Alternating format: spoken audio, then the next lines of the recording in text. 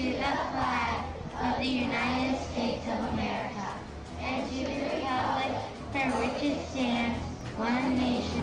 For some, patriotism is the last refuge of a scoundrel. For others, it means dissent against a government's abuse of the people's rights. I accept the definition of patriotism as that effort to resist oppressive state power. The true patriot is motivated by a sense of responsibility and out of self-interest for himself, his family, and the future of his country to resist government abuse of power. He rejects the notion that patriotism means obedience to the state. But whether the resistance against government tyrants is nonviolent or physically violent, the effort to overthrow state oppression qualifies as true patriotism.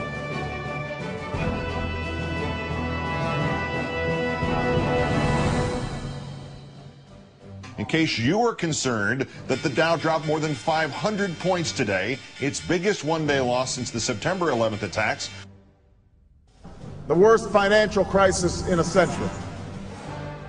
A day after the elections, economy front and center for this market with an Obama president. While you were talking, the Dow continuing to take a leg lower. It is off by 157 points, moved down by some of those stocks you just mentioned. Between the politicians and the central bank, which not only threatens our economic security, which is secondary to the threat to our individual freedom. A more sophisticated and less well-known technique for enhancing the state is the manipulation and transfer of wealth through the fiat monetary system operated by the secretive Federal Reserve. And we have to understand monetary policy, and we can't accept the idea and the notion that a secretive Federal Reserve system knows what the proper interest rates ought to be. So this is just another step continuously, and the people in the Congress never challenging the monetary system that we have. The sooner we challenge the system, the better off we'll be. No, I don't want to hurt anybody. I want to help save the country. And therefore, if this works, if the American people would wake up.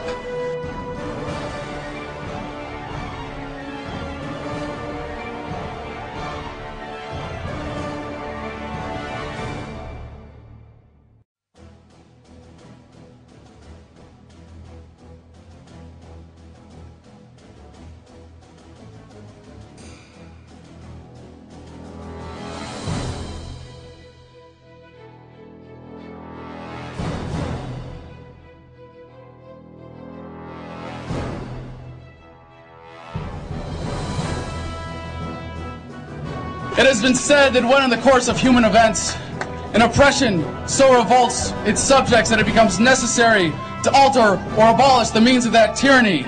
Is it that time when our Bill of Rights is defiled every day? When our adventures abroad threaten our security at home?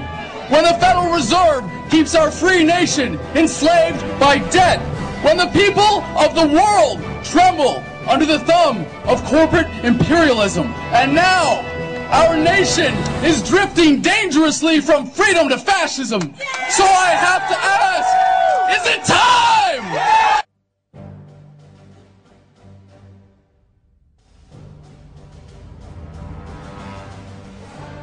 Hi, my name is Adam Kokesh, and I served as a sergeant on a Marine Corps Civil Affairs team in the Fallujah area from February to September of 2004.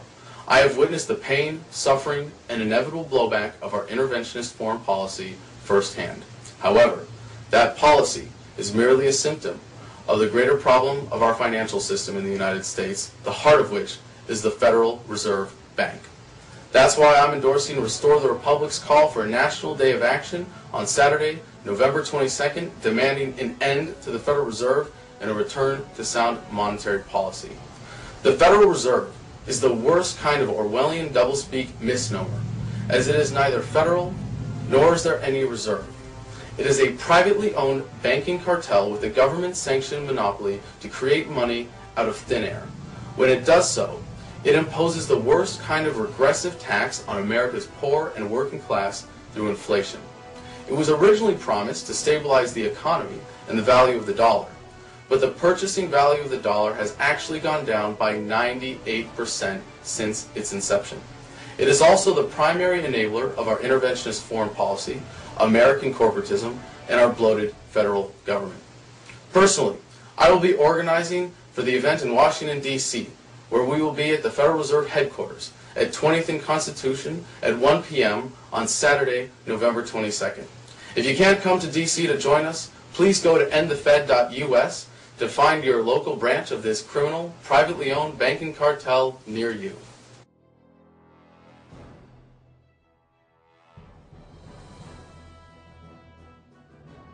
My name is Debbie Krieger. I'm a former Marine, a mother of 5, and I live in Delaware. I'm also helping to organize the End the Fed rally in Washington, D.C. on November 22nd. We are also going to be having a film screening the night before at the Letelier Theater. That's going to be showing Aaron Russo's Freedom to Fascism. We would really like you to come and bring as many friends as you can, or tell as many people about it as you can. If you can't come, please help us, support us with donations on our chip-in page. We really need to bring awareness to people and inform them about the Federal Reserve so that they can start talking about it to people.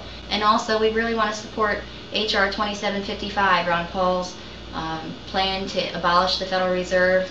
And if you can help out in any way, we'd really appreciate it. Thanks.